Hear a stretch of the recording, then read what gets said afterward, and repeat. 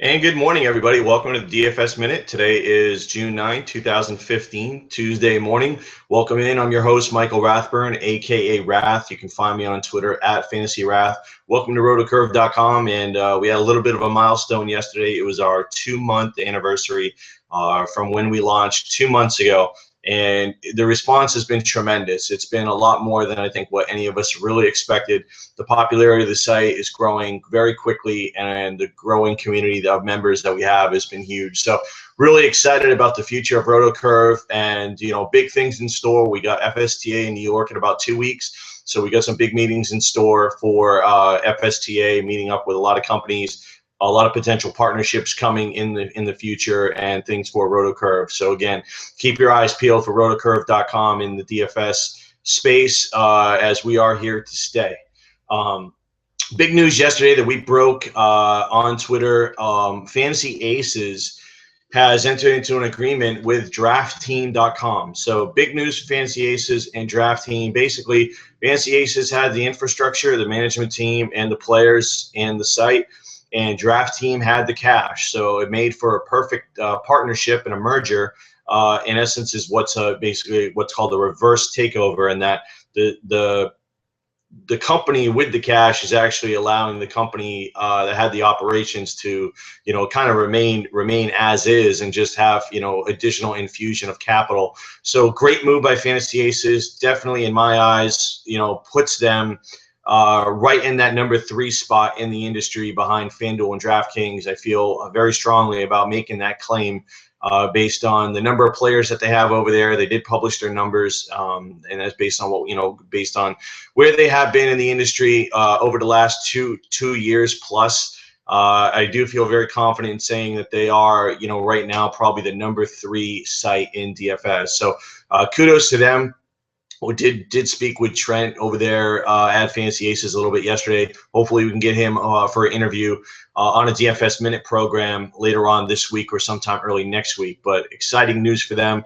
And not only did they have that announcement, but they rolled out their website redesign or relaunch yesterday, and all signs are positive on that. Looks good, looks sharp, especially on mobile. It's a lot more cleaned up, a lot more user friendly. So definitely kudos to them. Big day for them yesterday, and we may be having a free roll with them on Wednesday. Still yet to be determined, but be on the lookout. We still may have a free roll with Fantasy Aces coming up on Wednesday.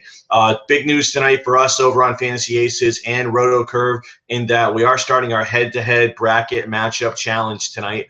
So we got about 16 guys rolling over on Fantasy Aces tonight, and excited about that. Hopefully it'll go well. Should be fun, should be exciting, and bringing some fun back into daily fantasy sports, which is what it should be all about. As far as everything else today, we'll take a quick look at the slate for today. I'll talk about some pitchers. I think I'll give you 2 guys that are sitting at the top of my board from a value perspective, and then also more of a value play. When I say value, I mean top tier, but I think are the best value, because there's a ton of pitching today. So I'm going to give you 2 guys that stand out for me, and then I'm going to give you 2 cheaper plays that might be viable in GPPs or tournaments. One guy might not be, because he might be heavily owned. The other guy I think is going to be way under the radar, in my opinion, and is definitely a viable option. And then we'll talk about some value hitters. I think there's going to be some guys. I got about 6 or 7 guys I initially looked at. DraftKings salaries, I think, are going to be in good spots today. Good splits edge, good lineup spots. We don't know until lineups come out, but I think they're in good spots. So I'll run down some of those for you. And, be a lookout. I had an article that came out yesterday on rotowire.com talking about team batting. I put it out on Twitter. Getting a lot of positive feedback. Team batting statistics and how to use them in daily fantasy baseball. Good stuff. All 30 teams are in there. I rank every one of them based on a number of different factors. And again, we're getting big positive feedback for that. And you can use that criteria as you play. One of the big plays I had yesterday was Marco Estrada, and it was basically off of the team batting statistics for the Marlins. He ranked dead last in batting statistics. I felt like Estrada was going to have a big lead early on, and that's exactly what happened. Is Toronto jumped out to a 6-0 lead early on, and Estrada put it in cruise control. And I did not see a lot of people on Estrada yesterday. I normally try to not really read a whole lot of research out there, but just in our chat room, the guys were telling me that I was probably the strongest on Estrada yesterday. So just taking that from the RotoCurve feedback and that we got over there. So good, glad that hit yesterday. Hope you had a good night last night.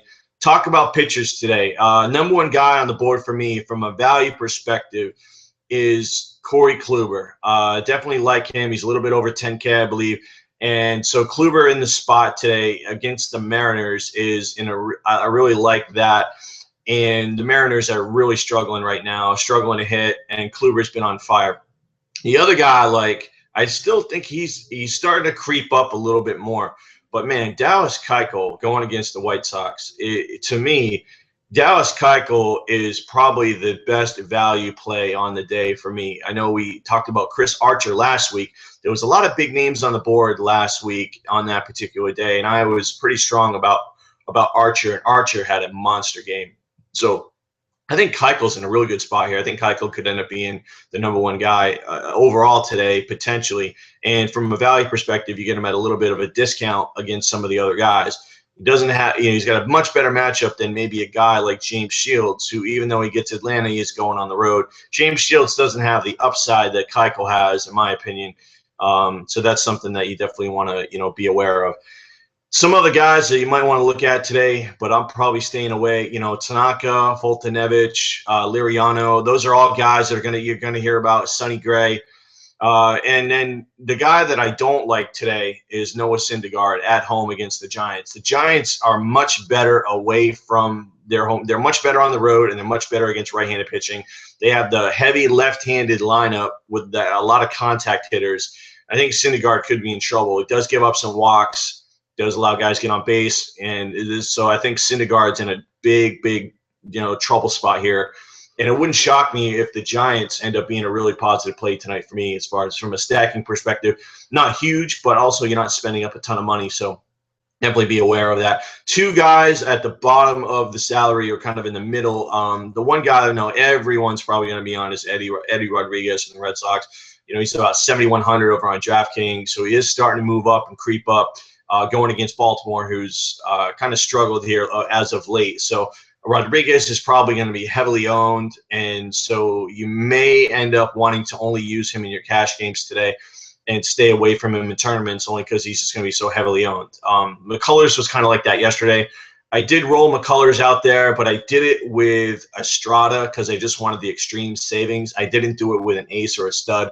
So and it worked out well for me there. So that would be kind of my recommendation over on there. The guy that I'm looking at, and it's going to, I'll probably do a little bit more research throughout the day, but this guy's really jumping off the page to me is Robbie Ray from Arizona. He had a pretty good outing first time out. He gets a very nice situation here, I think, in that I'm not so sure if Frias, Frias is okay, but I think Arizona might be able to do some damage on Frias tonight. And if Ray can get a little bit of a lead, the Dodgers do struggle against left-handed pitching, and their offense until last night has been struggling a little bit. Now, they have faced pretty good pitching, and they did play in Coors, so you kind of had to even things out. But the Dodgers' offense right now is not necessarily as strong as it was early in the season when it was cranking on all cylinders. So they do have Yasiel Puig back, so he is a guy that could give Ray some issues, and maybe a guy like Justin Turner or Alex Guerrero get bumped up in the lineup, or even Van Slyke. So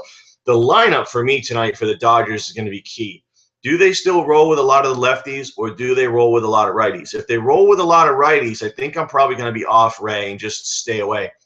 But if they do roll with some lefties, I think that I'm going to probably give Ray a very strong look. He's only 5,000 on DraftKings. So, from that perspective, we have seen that the bottom tier pitchers are cheaper on DraftKings and they're more expensive on FanDuel. And with the two pitchers, you can absolutely roll with a cheap guy like Ray in the right spot. So, again, we're going to do further research on Ray, but initial look for me says he might be in play tonight, and we just need to see that lineup. Some value bats that stick out for me early on. I like Pedro Alvarez hitting fifth against Taylor Youngman.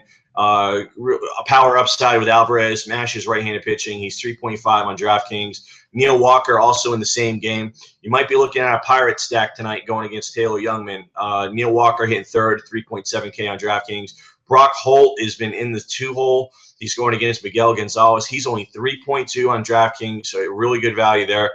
More of a cash game play for me. Not a lot of power upside, but good contact. Another guy that falls in the same realm is Joe Panic. He typically hits second against right-handed pitching. He's only 3.4 on DraftKings. He's been a steady performer. And Syndergaard, I think this is a spot where he could get knocked around a little bit. A guy I've been talking about for weeks, and it doesn't seem like his salary moves at all, is Eddie Rosario. He gets Chris Young tonight, who's an extreme fly ball pitcher. Chris Young is the regression is starting to come. Hopefully Rosario is hitting up in the lineup. I know he's been pushed down a little bit, but hopefully he gets up in the lineup here. He's only 3.1K on DraftKings, so Rosario is probably going to be a guy I'm going to want to use tonight. Power upside, has been on a hot streak, extremely cheap, good matchup. Mark Reynolds in Coors, right, big right-handed bat, crushes lefties, going against Jorge De La Rosa. He's only 3.1K on DraftKings. And then Justin Turner, if he does get in, as much as I do like Robbie Ray tonight, Justin Turner at 3.4 on DraftKings, if he hits at the top of the lineup tonight, could be in a really good spot as well. That's all we got for today, guys. Be sure to tune in at 12 noon Eastern today with The Curve Show with Benny and Josh in the chat room. We're going to hit you up on the forums. We already got some feedback today on today's slate. So, again, hit us in chat, hit us in the forums. As we all say here at rotocurve.com, stay classy, DFS.